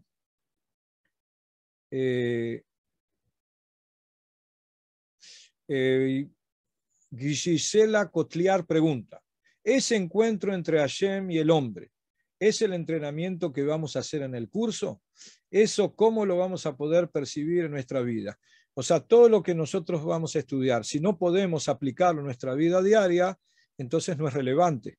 O sea, todo lo que nosotros vamos a estudiar es solamente práctico, solamente para que podamos aplicar cada uno lo que uno decide en la vida diaria y no tiene que separarse de la vida diaria para poder hacerlo. No hay que salir de la casa para hacer una meditación, no hay que separarse de la pareja, no hay que escaparse de los hijos, no hay que huir de los nietos, no hay que dejar el trabajo. Es todo dentro de la vida, dentro de todos los ámbitos de la vida. Tenemos que agregar espiritualidad adentro y no escaparnos de algo. Quiere decir que esto va a tener que ser relevante para todos los estratos de campos de la vida. Susi Cuenca pregunta, soy Susi Cuenca de Paraguay, muy interesante porque yo conozco Susi Cuenca de Uruguay también, pero está en Israel. Susi Cuenca de Paraguay pregunta, viviendo en Israel, que está ya viviendo en Israel, quisiera saber si la era del Mashiach es una persona o un estado de conciencia en el mundo. Respuesta, ambas cosas. ¿Por qué? Porque la era mesiánica ya es, o sea, todo el Estado de Israel es prácticamente una continuidad de la Biblia. Estamos escribiendo nosotros la Biblia hoy mismo. Lo que está escrito, que íbamos a volver de 70 naciones distintas, ya hemos vuelto y seguimos volviendo. Quiere decir que es una era mesiánica, pero tal como lo estudiamos hoy, cada manifestación de Hashem el Creador dentro de su creación es a través de tres conductos: el espacio, el tiempo y el hombre. Y por lo tanto, el liderazgo de la luz de las naciones, de que podamos llevar a la armonía dentro de las naciones, es a través de un líder físico que esperemos que dentro de poco se revele. Va a ser una persona de carne y hueso, alma revestida en carne y hueso. Esperemos que se revele pronto y va a ser de la casta de David, de la tribu de Yehudá. Es decir, sabemos exactamente de dónde viene. Por ejemplo, yo no puedo ser. Yo ya estoy descartado. ¿Por qué? Pues yo soy Cohen. Soy de la tribu de Leví. ¿Bien? Es decir, que tiene que ser específicamente una persona que es un sabio, que tiene mucho amor, no solo a su pueblo, sino a todas las naciones y a toda la vida, a todo lo creado, y que puede dirigir una campaña armónica de una nueva era espiritual para todas las naciones. Quiere decir que las dos cosas, es tanto un estado de conciencia, pero ese estado de conciencia, esa era, es llevada a cabo por un líder. Soy Job Aviezer, desde Venezuela. Muchísimo gusto.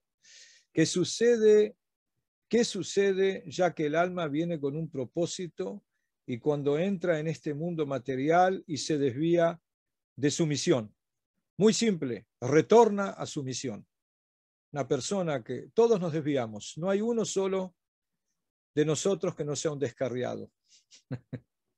Nosotros todos estamos viviendo en una realidad. Ya veo a mi tía que me dice que sí, está de acuerdo conmigo, la tía Isabel, que la quiero tanto, está justo con Judith, querida, y si ella está de acuerdo conmigo, yo sé que todo el mundo puede estar de acuerdo. Y también aquí mi primito querido Gerardo.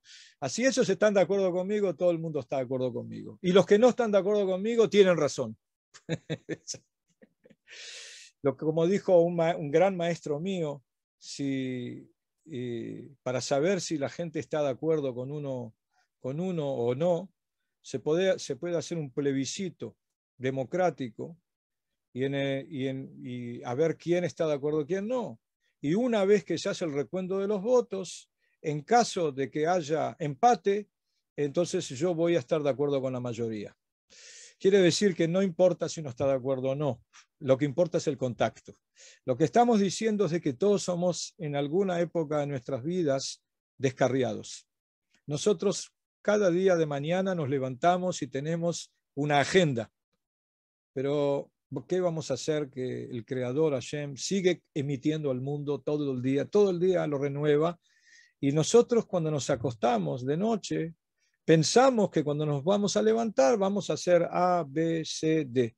De repente nos levantamos y recibimos un teléfono o se nos dobló la espalda o pasó algo y ya no podemos hacer ni la mitad de lo que no habíamos pensado. Pero, por otra parte, se pueden abrir otras posibilidades. No hay una persona que sea infalible. En el judaísmo no existe la infalibilidad. Por ejemplo, cuando se habla de Moshe Rabbeinu, el gran Moshe, la Neshama más excelsa del pueblo de Israel, él también cometió errores. Y si no cometes errores, no aprendes. Y si no te descarrías, no puedes volver. Quiere decir que todos somos descarriados y a veces nos desencontramos, no encontramos nuestro rol, o a veces traicionamos a nuestro rol por un tiempo. Pero siempre como la vida sigue adelante y el mundo sigue creándose nuevamente, el Creador sigue creando y emitiendo el flujo de la vida, de los mundos, de las Neyamot y del tiempo, nosotros podemos retornar la senda y podemos volver a nuestro propio rol con el aprendizaje de lo que aprendimos cuando nos descarriamos, que eso sirve mucho también. Otra pregunta, Verónica Haidt, si lo pronuncio bien, disculpe. Soy Verónica desde Francia. No veo la pregunta. Si quiere preguntar, puede preguntar con mucho gusto.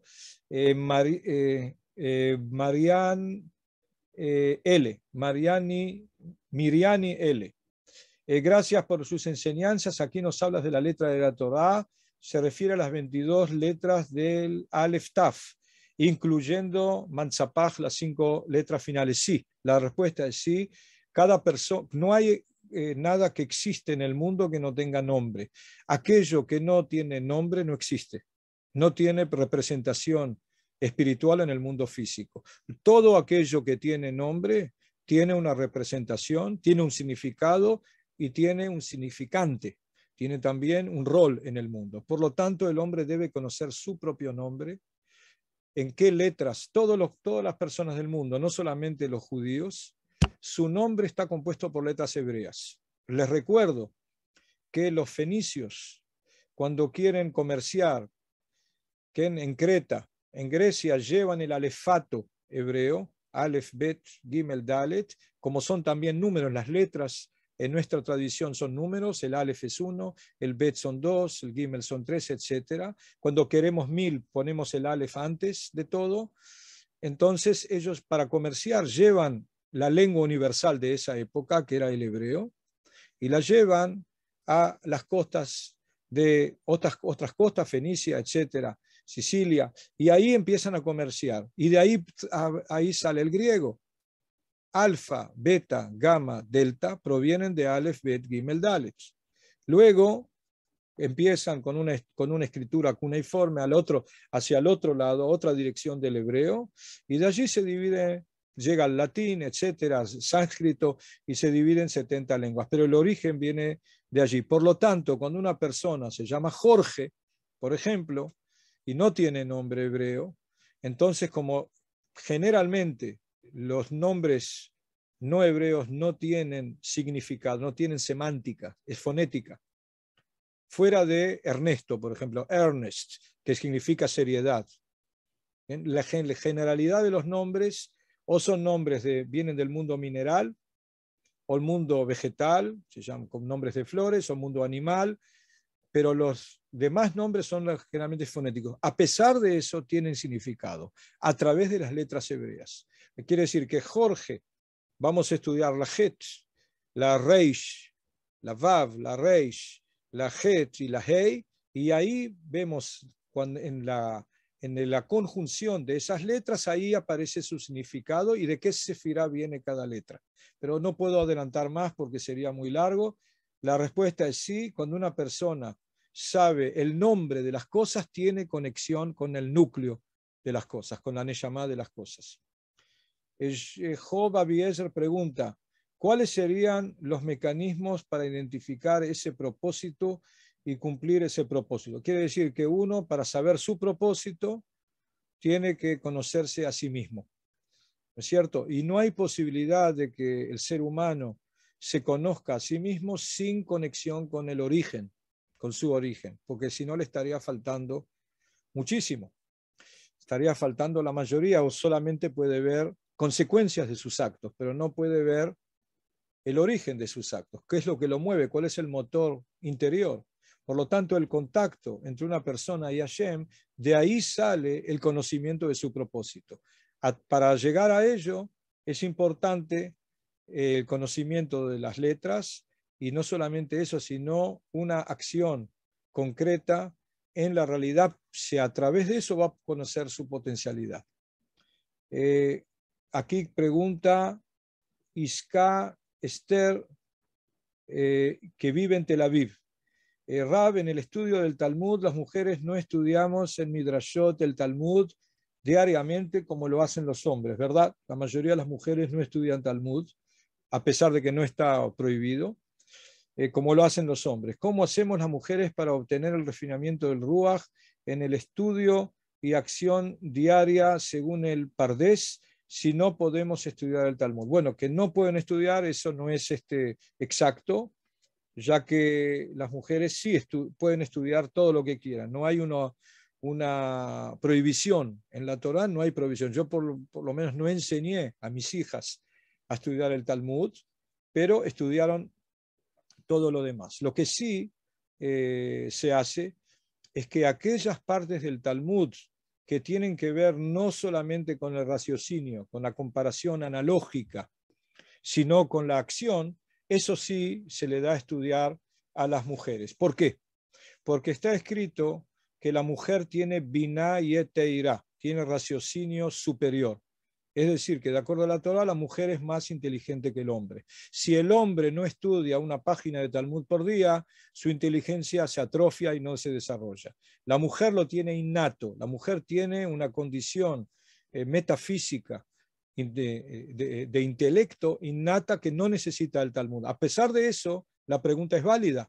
porque a la señora aquí me pregunta cómo puedo desarrollar algo del Pardes de la Torah, de los 4 niveles, si yo no lo estudio. Y tiene razón.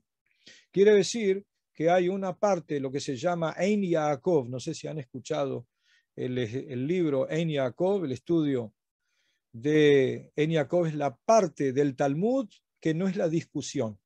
No es la discusión alágica, sino la parte de significado. Esa parte las mujeres estudian. Había un libro que se estudiaba mucho en Europa occidental y oriental, se llamaba Tseina Ureina, que son aquellas partes del Talmud que tienen que ver con el pensamiento y la acción, no la discusión, la discusión analítica.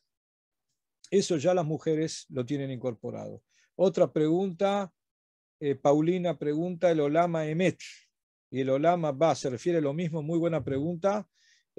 Sobre ese tema, el gran Rambam, Maimónides, escribe 80 páginas en su epístola famosa, se llama la epístola de la resurrección de los cuerpos, la resurrección de los muertos. Quiere decir que el cuerpo, una vez desintegrado, va a volver a reintegrarse y va a influir, iluminar a la Neshama, más que la Neshama ilumina el cuerpo.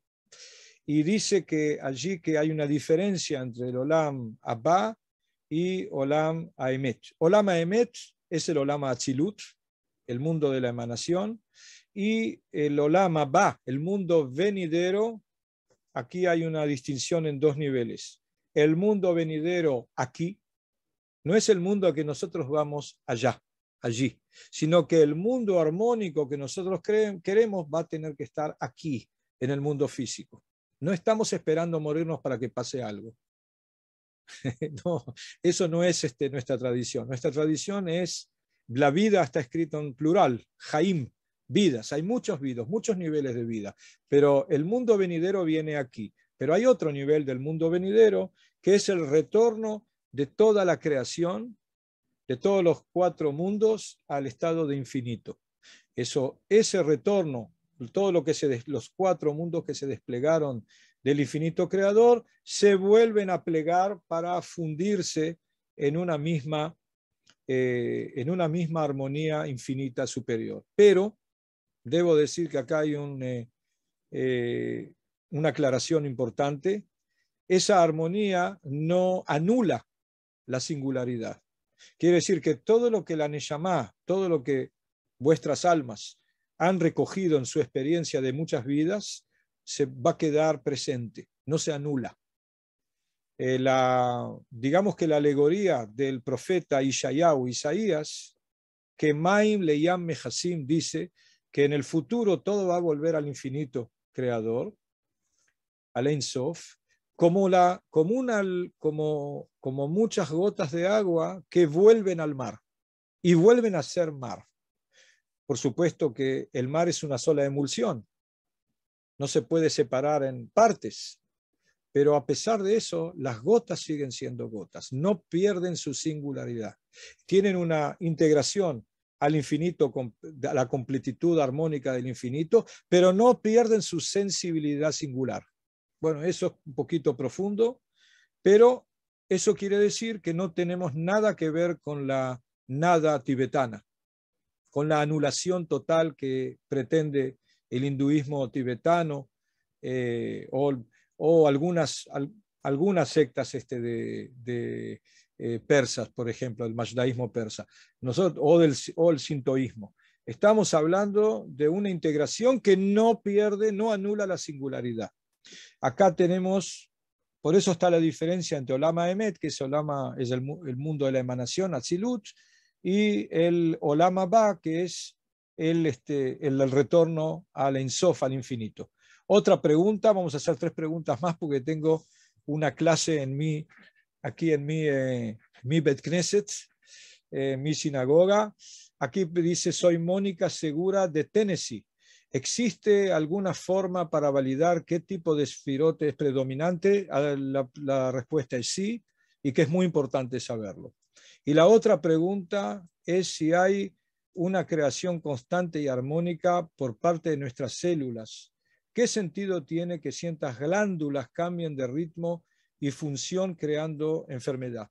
Bueno, sobre eso hemos dado este año, sobre la última parte de su pregunta, que es una pregunta importante. Hemos dado un curso a médicos, a docentes en medicina y en psicoanálisis, también pero en hebreo, aquí en Israel. Es muy importante saber de que cada enfermedad es una respuesta a una desconexión. O sea, hay 5 niveles, vamos a estudiarlo. Aquellos que estén en el curso, vamos a estudiar los 5 niveles del cuerpo. Hay en realidad 5 niveles de la Neshama, 5 niveles de la psiquis y 5 niveles del cuerpo. 5 capas corporales, 5, ¿cómo se dice? Marajot, sistemas corporales. Para que el hombre esté sano, tiene que haber un revestimiento de los 5 grados de luz de la Neshama en los 5 sistemas corporales, a través de los 5 filtros de la psiquis. Cuando hay una desconexión, hay una, ¿cómo se puede decir en español? Mejizá o Hasimá. ¿Alguien me puede traducir?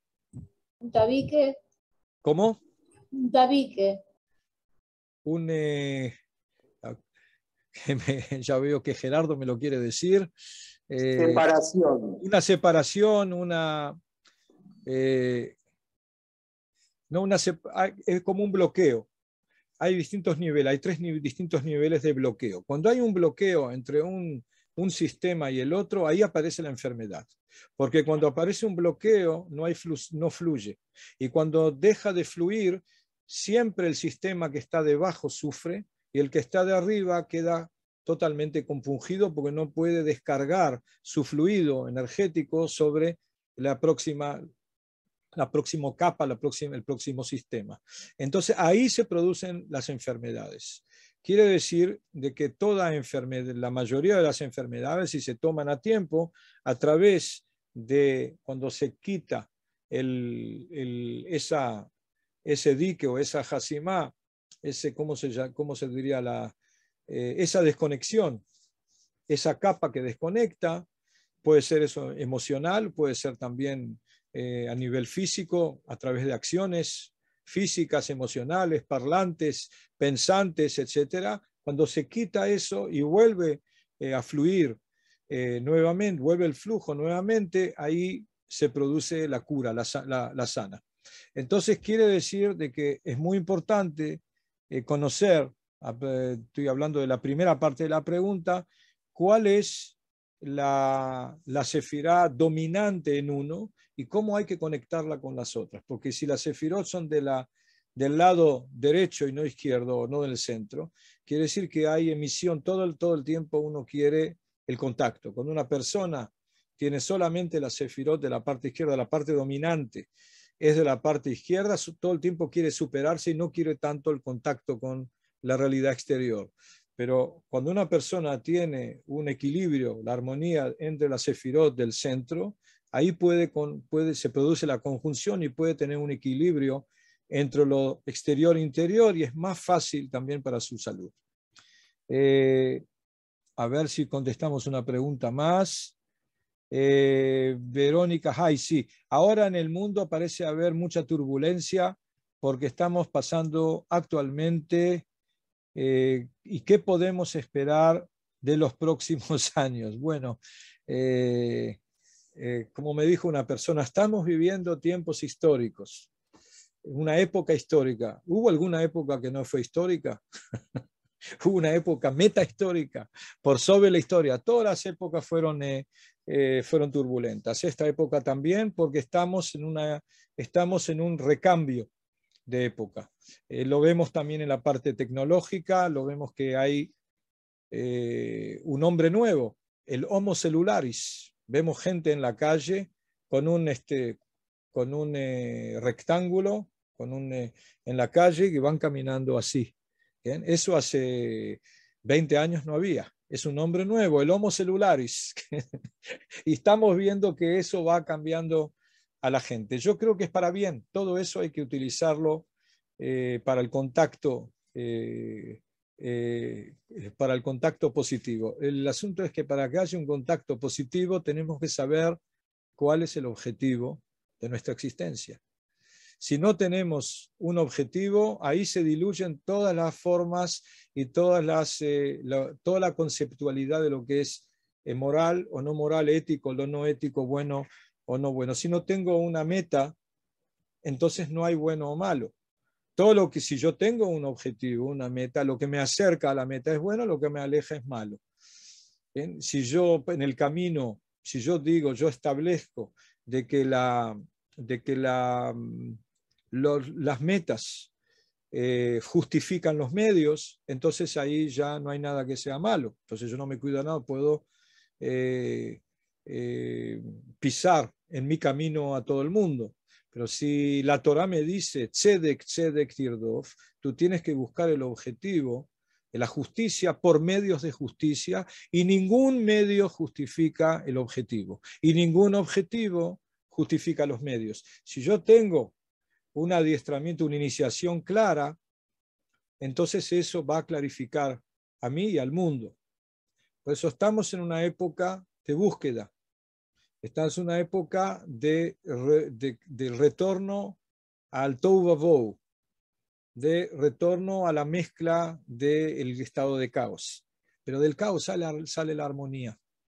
Por eso dentro de poco mucha gente va a buscar la armonía. Va a decir, está bien, ya probé que nadie me diga lo que quiero hacer cada 5 minutos y yo puedo autodefinirme cada 5 minutos como quiero. No. Yo ahora sí estoy buscando claridad. Ahora sí yo quiero saber pautas objetivas. Vamos a volver a eso. La gente lo va a pedir porque es urgente. No se puede vivir sin objetivos, no se puede vivir sin significado. Y la gente lo necesita, todos necesitamos. Por lo tanto, va a haber una época de caos, va a haber una época de la gente va a aprender del caos y va a retornar al estado de armonía, a pedir, a exigir leyes armónicas para su existencia. Me llamo Lola desde Madrid. ¿Cómo se puede saber qué Neshamot están operando en cada persona determinante? ¿Puede variar a lo largo de la vida? Sí, puede variar. La persona puede ir descubriendo distintas capas de su propia Neshama, pero eso solamente a través de la acción. El pensamiento no alcanza. Es decir, cuando una persona quiere vivir solamente aquí y le falta lo que está por encima y lo que está por abajo, entonces no va a poder descubrir quién es ella misma. El ser humano fue creado como una especie de armonía con todas sus funciones de la Neshama, de su psiquis, de su cuerpo. Si se deja algo afuera, falta algo en la armonía y hay un desequilibrio. O sea, una persona necesita también dar significado a su acción corporal. Tiene que dar un significado a su energía parlante, no solo a su energía mental y no solo a su energía emocional. También los demás estratos existen. A la persona puede conocer algo a través de la experiencia. A través de la teoría no accede al conocimiento. Ese es el secreto de que el pueblo de Israel, cuando recibió la Torá, ¿qué dijimos? Naaseh benishma. Nosotros dijimos, vamos a hacerlo, vamos a cumplirlo y lo vamos a conocer. Primero, cumplir y luego conocer. La persona no sabe lo que es el agua hasta que no se mete en el agua. Explicarle que H2O, etcétera, no le va a servir para nada. O sea, solo a través de la acción y la experiencia en este mundo físico de la acción se accede al conocimiento interior. Una pregunta más, no voy a poder contestar a todo porque tengo que bajar a dar otra clase. ¿Conoces alguna? Mónica Segura me pregunta si conozco alguna explicación en relación a las almas que no terminan su gestación. Esas almas vuelven, retornan. Es verdad de que hay veces de que ocurre de que hay abortos, por ejemplo, o almas que no llegan al mundo físico y son interrumpidas por de una forma u otra. Hay una posibilidad de recuperar esas Neyamot. Hay forma de traerlas nuevamente. Hasta que eso no se logre, esas Neyamot que han sido traídas y se les ha quitado el cuerpo, van a molestar, porque ellos necesitan energía de sus padres. ¿Cómo pueden recibir energía de sus padres si no tienen cuerpo? A través del cuerpo de sus padres. Quiere decir que hasta que no traigan esos hijos al mundo, van a seguir teniendo una molestia energética a través de esas almas, pero se las puede traer nuevamente. Bueno, acá vamos a decirle Shalom y Brajá a todos. Disculpen si no puedo contestar todo. Espero volver a verlos el mes que viene y de aquí en Israel, unos pocos kilómetros de Jerusalén. Un abrazo grande para todos. A Shalom y a Brajá. Gracias por todo. Gracias, Rav. Los esperamos a todos el próximo mes. Beatzlajá.